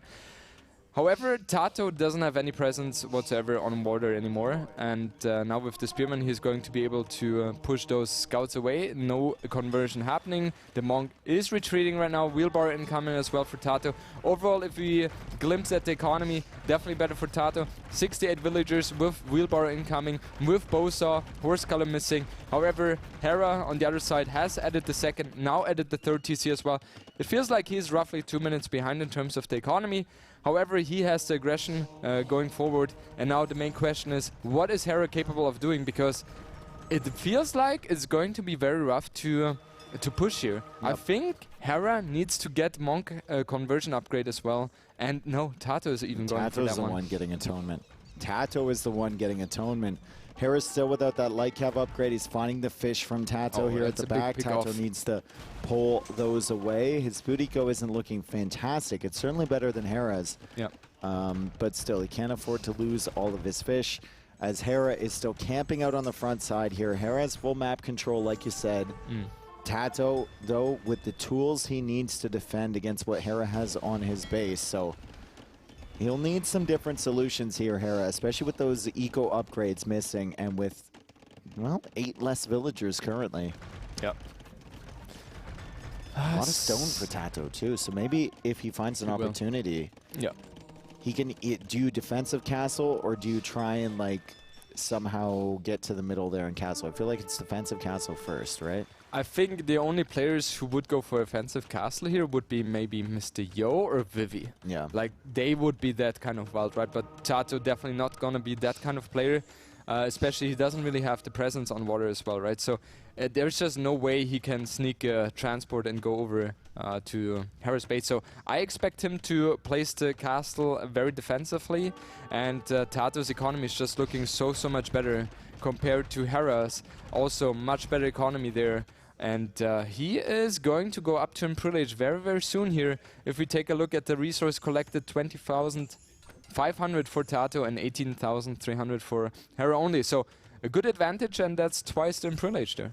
Once. Hera's almost like griefing the north side of TaToH's island, isn't he? He's got houses everywhere. He's blocking off all those resources. I could even see a world which he lands the other side and starts blocking off with some buildings, as TaToH is now going for the conversion. He's trying to get back onto water over on this side by converting the ships from Hera. TaToH also with a demo inside there. War galleys don't stack up as nicely as galleys, but he's waiting for his moment to pop out there, and he's got his opportunities. If he can sneak, oh wait, he can go now. Yeah. Go now, go now. Dave, we will see it. Now. We will see it. I feel it. Now. I feel it. Now, I TaToH. Now is your time. It's not your time anymore. Hera. I didn't feel it. Does the other dock have a demo coming out of it potentially? No. No, there is a fire ship only. Still, TaToH is busy on the other side. He has converted some ships from Hera, and he sent the demo actually over towards those fires, and he's going to go for a castle to secure the push from Hera. So good job from TaToH, and good Imperial Age time here. Being up before the Italians is no small feat. Definitely not. However, the castle is very defensive, and ideally you would like to have the castle a bit more forward in order to get yourself the dock presence in the middle. Kind of controls that choke point though. If you look at like towards the edge of the map, if Hera wants to go past that. Yeah, it controls that, but the most important thing here is the middle, because that's where the extra resources are. Now we see Hera up to privilege as well. Couple of minutes behind, 2 minutes, right? However, the position is better for him, as he has the middle control. So he can buy himself the time until he's up to privilege. And gotta keep in mind the 33% of the costs for the Italian dock is so huge in those kind of scenarios, because it is so much easier to develop the shipwright, and that is just such a huge upgrade. Hera's trying to run away with these mangonels. He's trying to get attack grounds here on TaToH. TaToH does have redemption, so he attempts to convert. Hera, though, sending over some war galleys, so making things a little bit difficult for TaToH, and I see another transport ship getting ready for Hera to bring some more forces over. Imperial Age comes in from TaToH, but Hera's shifting all of his fleet back over on this side. He's going to clear up all of this stuff. Does lose his mangonels, but the monks will be pushed away, and the spearmen are now completely clear, and Hera's free to transport something else over on this side. And TaToH has used that castle to redock at the back, and he has enough stone for another castle at the front. He is attempting to get the water control here in the middle, and Hera spots that though, and he's already reinforcing his production with even more docks himself. And as you mentioned, Dave, had the castle prepared in the front, and that's exactly what he's going for. Hera doesn't spot that one yet, and the next 1-2 minutes are going to be very crucial for both players, because TaToH in theory has the potential to make the play with the fast fire galleys, is he going to be getting close to Hera's fleet? That's going to be the question. I don't think I've ever denied a castle with war galleys. I don't know what it is they're about blind. the unit, but they shoot so slowly, the bolts fire so slowly that like you just never can, even if you think you can. As Hera manages to get villagers to the middle before the fast fire ships from TaToH are able to cut off that transport ship, and it's the demos from Hera that have been good this game, not the demo master TaToH. Hera has been on point with those. He's going to be able to convert some fast fire ships, and this is really stalling out the Imperial Age timing here from TaToH. Hera's doing all that he can to secure this area. Actually got his siege workshop converted by TaToH, so TaToH is going to delete that and start to clear up this area. I want to see what Hera was planning on transporting over as the demos come in on this side. Boom, boom, boom. One fire ship only left over. I guess the transport was just for the center. It's not for anything else going towards TaToH's island. I mean, having like the center is so important here, and overall the situation 140 population against 130, so it's very equal in that regard. However, Hera has just a bigger army, and now Handcard and Chemistry are about to finish as well. Dave, have you seen Shipwright completing for either player? So. I don't think so, right? I definitely haven't seen it for Hera because I was looking for that. I haven't seen it for TaToH either, but I could be missing something. As TaToH now continues to push with fire ships, but he's only got 13. Like, he's got plenty of resources in the bank, so maybe he's building up towards Shipwright. Is he? Bop, there we go. Shipwright on the way in. Hera is getting conscription, and Hera is just building galleons at the moment. There is a transport ship from TaToH. Is there anything in that? It's on the right side. Hera's tracking it with a scout. Right side of Hera's island. There it is. Three villagers. There are 3 villagers. Is that for docks at the back? Could be. I mean, let's see. The scouts, I'm not sure if Hera really actively has clicked on it. I guess he's still so, right? following it. Yeah, he sees about that. it. And yeah, Shipwright now coming in for Hera as well. I mean, Shipwright is just so important, because not only does your dock work faster, but you also save wood because it's cheaper than the galleons and in general all the navy units, right? So usually you want to get that as soon as possible because resources are obviously limited on the map. And now we see all the upgrades incoming. Elite cannon galleon incoming as well. Thanks for pointing that one out, Dave. I just had to. Yeah, and now I would not have seen that. So that was really important, because the upgrade gives you so much as well, from 13 range to 15. And with that, you are able to space out so much area, and you force your opponent to jump onto you as well. Yep. And fast fires feel great in low numbers. It's a great transition unit. Like, the tech only takes 50 seconds or so. But once you get a big mass of galleons, especially with the potential to send demos in front of your galleons, it can be really tough. And we see demos already coming out from Hera. Wouldn't be surprised if those were demos from those docks. That castle foundation, I mean, it's getting roasted here. That castle will go up, but I don't know how long it's going to stay up. I don't know if it can kill those ships in time, because it's already 50% complete. And it's at 1,400 HP out of 4,800. Absolutely. Like that, these fire ships are absolutely capable of burning down that castle. Okay. What Hera needs right now is a lot of heavy demos, because I think there's demo shots going on in the center here. Yeah, and he's getting the demos in there as the castle is up now, and the fires actually move along. Trebs from TaToH fighting the Trebs from Hera in the center, and the fires finding a pretty good engagement until these galleons start being microed from Hera. He's going to turn them around, look for that castle, but the fires are coming from the other side. Maybe TaToH can clear up this entire army. He's even got the transport ship involved. As heated shot comes in from TaToH, it just feels like, or sorry, from Hera, feels like this is a little bit too late for him. It's too late. Those galleons are gone for sure. Like, they were going to be surrounded by the fire ships, and they were going to kill that off. But it's not the worst kill for Hera, because he's still capable of getting a lot of navy units out in the middle, and he has the position. The fire ships in the side right now are not really posing any threat whatsoever. And we see another attempt by TaToH, trying to at least get the How would you call that space there? Like The shoreline? The shoreline? You mean the choke point? The choke point, yeah. Yeah, getting the choke little point. fjord. Fjord? Yeah, fjord. Okay. He's trying to get. Did Viper ever teach you about the fjords? No. Yeah, well. Never teaches me anything about the. Anything. No way. Yeah. He's keeping all the secrets to himself. But yeah, the fjord is trying to, is getting conquered by TaToH. I cannot focus here. Are you like by the chat's reaction? I'm thinking you're trolling me again. Is that possible? It's not technically a fjord, but a fjord is just a pretty cool it's a pretty cool word to use, you know. And I know that now that I've instilled that in your memory, I'm gonna be hearing you use it in completely out of context from now on. Awesome. Yeah, it's amazing. I will. Yep. But I'm getting to the point where I'm thinking, does it even make sense to ask you for words anymore in English? No, not at all. It never did to begin with. So, Jordan, why do I keep doing that? I don't know. How does TaToH come back here? Because Hera has full control.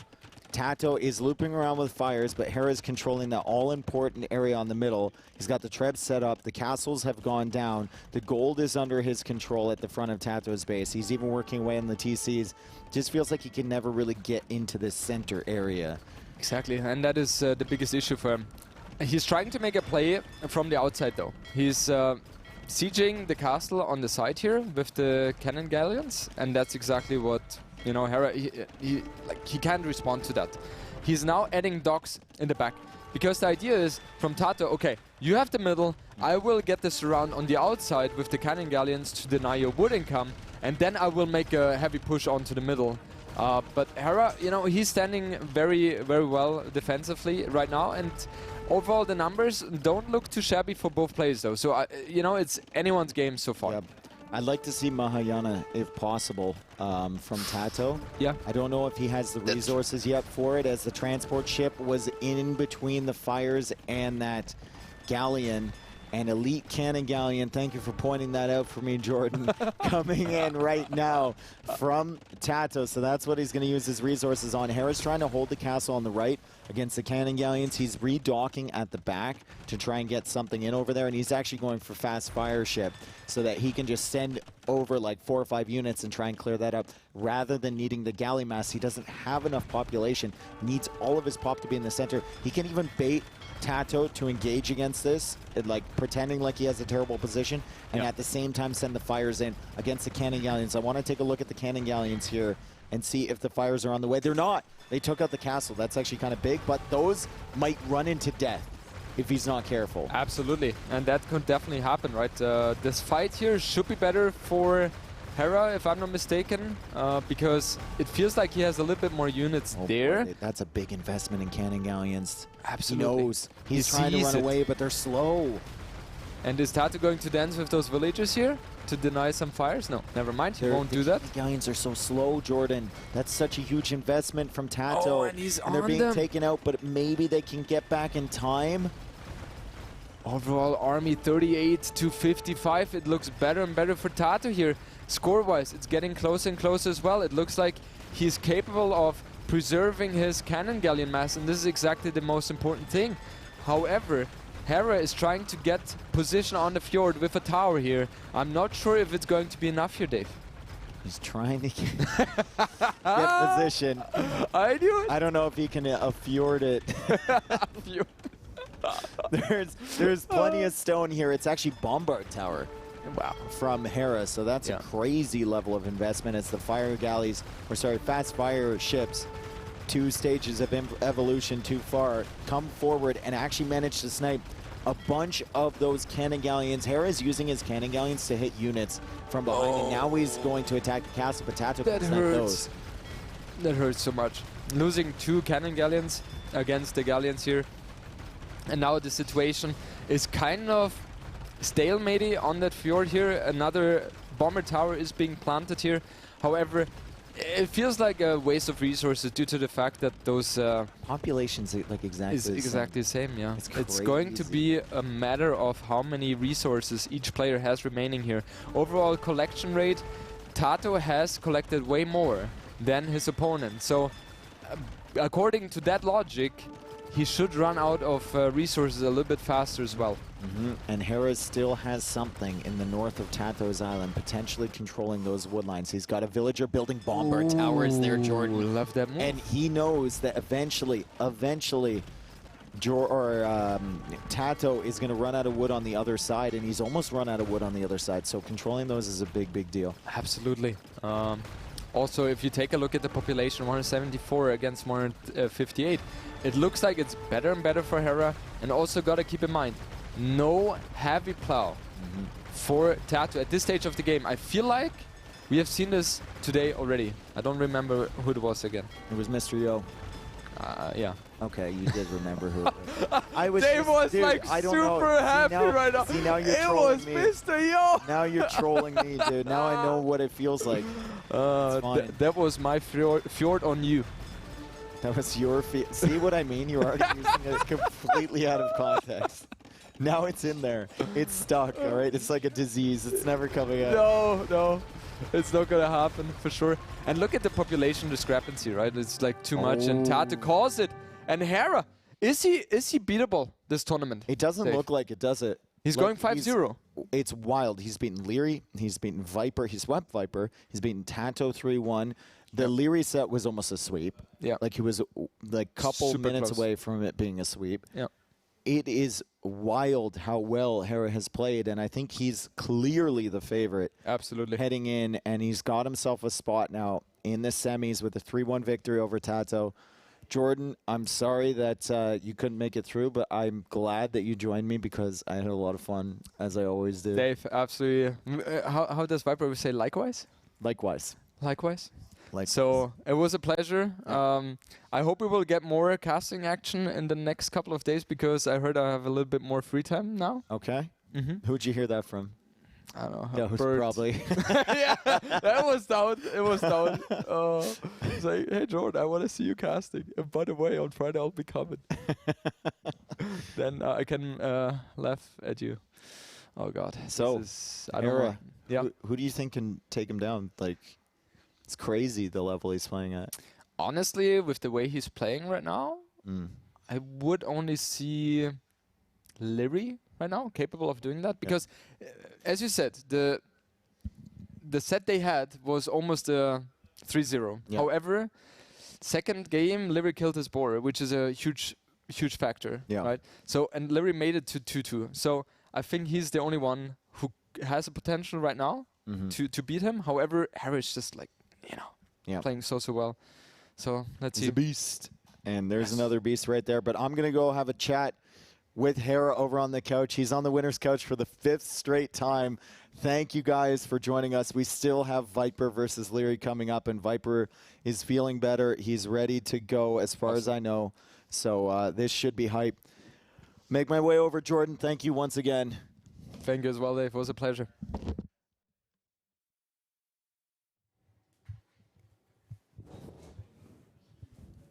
My friend. Hello, fellow Team Canada member. Hello. Rise up. Dude, you're 5-0. That's insane. Like, the level at this tournament is incredible. We have 10 players here who are playing out of their mind. How does it make you feel to know that you have gone undefeated through the group stage? Yeah, that feels really good. I mean, going into this tournament, this was the dream result, and I'm just super happy and proud of myself for achieving that. I think there's a lot of people. I saw a lot of fans that are very proud of you, and we can jump right into the replays here. We've got Morass. You went for a very, very tight build with Japanese, right? All in on the fish in the center. Was it always your plan to go up to Castle Age that fast, or did you kind of adapt as you scouted his base? No, it's 100% adaptation. In fact, I actually want to play a longer feudal age, and that's why I kind of set up the 2 militia to bait, like see what he's doing, and then set up the stable after. But when I saw him setting up towers and some walls, I was a bit scared to go full feudal, I think it could have worked, but, I was too scared to do that, so I just went castle and adapted from there. And, I mean, you got to Castle Age. I think you clicked up at like 12 minutes or something, which is just wild, right? It's like this map in a nutshell, too. Yeah, that's crazy. And he tried to go for the Erembai. Once you saw the castle come up, what was your strategy after that point? Were you just trying to, like, expand your economy? So yeah, as soon as I saw him on Iron Bar, like the problem with going for a castle early is that it costs 650 stone. You know, it delays everything else for him. So all I have to do to set up a defense, so monks plus guard towers and town centers works really well. Okay, so this was his only win of the set, and this was Burgundians against Poles. He went for a heavy pikeman here early in late in Castle Age, early Imperial Age. What was your thought process? I thought he would do 3 TC into come forward for a castle, and I prepared the light cav so I can actually stop the castle completely. I needed to have a few more monks for it to work. And it wasn't shown on the replay, but in the initial scout fight that I took outside his base, I actually lost my scout on purpose to have him come forward because I was massing light cav already. So I went for a little bit of a cheese strat, but he read it so well. Like he played it so safe, you know, outposting the map, adapting, and honestly, he just played really well this game. It kind of seemed like you were a little bit unsure at some points. Like you got Paladin, and then you only have 5. You didn't queue up anymore, right? It's like, what do I really do, especially with that castle coming up? Look at his choke on me. Like, yeah, exactly. He did a great job. I needed gold. I want some money, and I just can't have it. You know? So you felt like Liereyy walling you in all over again, right? I think he played extremely well this game. Like the outputs on the side, it was so subtle, but it had so much impact. I couldn't move. He had more economy, more map control, and he just did whatever he wants from here, you know? So you tapped out shortly after this, I believe, and then we head on to map number 3, which I think was, see, they're still showing it. It's just, what was map 3? I can't remember. Quick, let's show the Pikeman Wars. In exactly. the center. I think map 3 was the Golden Swamp. Oh yeah, that was fun. Yeah, that was a good game. There's the GG, well played, and here's Golden Swamp, and it's our first lame of the tournament. Really? Wow. And well, I think first Rhino lame here of the main event, and this is just wild. Like both of you go at the perfect angle. You have to click it like the perfect angle so it doesn't sneak by. We watch both POVs. You're both focused on other things, especially TaToH. I think you were up right now, so you didn't have that much else to pay attention to. And the minute you looked away here, as if to give him the Rhino, you look back. And it's like, oh, that's cool. Yeah, okay. he was supposed to have that in my books. Like, I didn't realize that it walked back. I had forfeited. I was just like, I'm gonna go get the fish, and I got a little fortunate there at the end. But I think it's a mistake to lame on this map because he loses scout HP and lets me get map control. And then, of course, his stone positions there, which you track quite nicely at the front of his base, positioning your longboats there, meant that he couldn't get back on the water, so he had to go for a land thing. Was that something you were consciously aware of, or were you just denying the stone? Yeah, no, I was denying the stone and also looking on the side for the push. I was scouting like crazy. I'm really surprised I didn't find the Vill. I knew something was coming. It's the best counter in the Vikings, but I just couldn't find it in time. Managed to get a defense in the end, but yeah, it was a bit tricky at some points. Was it you absolutely knew there was landing coming? Is that why you invested less into the longboats in Castle Age? Yeah, exactly. Like, I was actually thinking of adding a couple more to kill the buildings. Like, it's sort of like when you add a ram to kill all the buildings on the front, you know. But I just couldn't risk it because I was like, let's not die on land, you know. You know, the landing did come in the end. Because I had a stone grip, I had no fear of his Imperial Age. Because what do you do with Persians and Imp without a castle, right? There's no siege is really a threat. So yeah, just knew the Castle Age landing was coming. It's always so satisfying going into Berserks and then having them work as well. Yeah, Berserks are so cool. Such a cool unit. So this game, we see a moment here where it's just clear that TaToH's got a demo in there. And I thought you were, honestly, I gave you, I think, a little bit too much credit. I was like, he's baiting out the demo, he's baiting out the demo. And then you go in. I'm like, bro, what are you doing? Only TaToH has a demo there, though. I'm on full galleons. Like, why do you have a demo in there? But yeah, I guess it paid off for him. So walk us through this game. I mean, this game was a complete fiesta from the start. I wanted to land to disrupt whatever he's doing with Bengalis. I wanted to go galleys just because I felt like, more micro potential, it's more my style. And the landing was just to confuse him, but it turned out into something, that forced him to investing into Sanctity, Redemption, Spears, Monks. And those add up. I didn't find that much damage because his defense was stellar, but it did force a lot of action from him on the land and, caused him to not focus on the Navy as much. And then with that, less focus from him, I was able to control all the water. Bombard towers were interesting as well. It's a big investment, a lot of stuff you did, right? Like as soon as you got shipwright, it's elite cannon galleon, it's fast fire, it's bombard towers. Yeah, just setting up the perfect late game because I've got the middle, I've got the relics, and yeah, I think keep is better though, honestly. Versus ships, I think keep is better. Yeah, keep. will do more damage, especially after you got heated shot. But Yeah. I mean, great series once again. 3-1. I think you 3-0'd Viper, you 3-2'd Liereyy, and then it was 3-1 Villese versus again. Was Yeah. that 3-1? 3-1 versus Villese. 3-1 versus Yeah. Villese. That's crazy. That's a wild result. Look at this. Your book holds is so low because none of your opponents are getting a win from you. It feels good, man. You're griefing yourself. I know. If it went to a tiebreaker, you know, it was very suspect. But very happy to close it out at 5-0. Also, this win secured Liereyy the second spot, which is Oh, literally really? Okay. the dream scenario for Aftermath here. Very happy with the situation. Yeah. Going into it, we're like, yo, that's the dream. We get semifinals on 2 opposite sides, and that is absolutely massive for us.